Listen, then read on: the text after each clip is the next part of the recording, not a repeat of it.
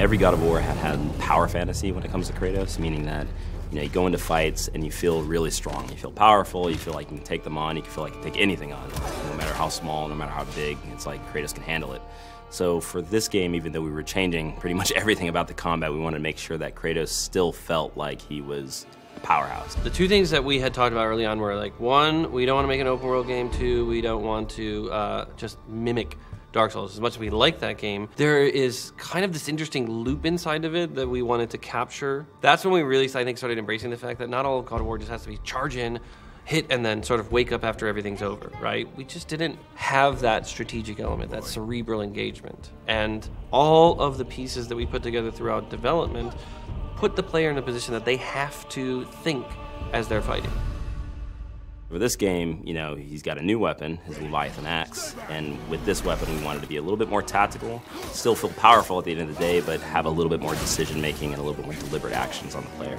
We've created scenarios in which, hey, it's advantageous to really experiment with this. And we've noticed that once people start seeing that, oh, I'm gonna try that one now, right? Because we give you a lot.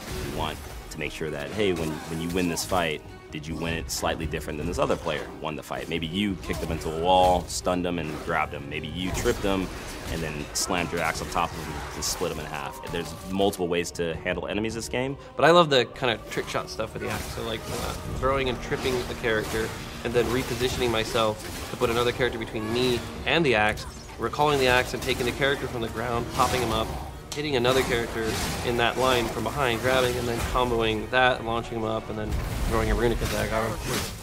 Once you throw your axe, we didn't want Kratos to be useless. We wanted to make sure that he still had a moveset, so he's got a shield that can expand on command now. A lot of his bare hand attacks uses that to get more damage. With this thing, he can stun much easier, much faster than the axe itself. Well, Kratos can throw the axe. He has ranged abilities, right? If you're blocking, you have to block.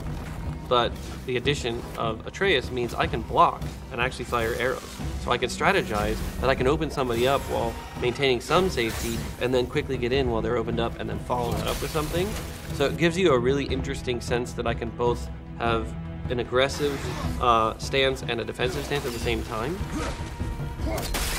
God of War was, the boat deck, right? On the Hydra ship, one section, bam, you already understand kind of all of the base combat stuff, and then we incorporate a little bit of magic later. So this was far more ambitious, and I think honestly, the audiences are more adept at games. They've played a lot more games. The game industry has progressed and matured, so people are looking for an inherently a greater depth to the games that they're playing.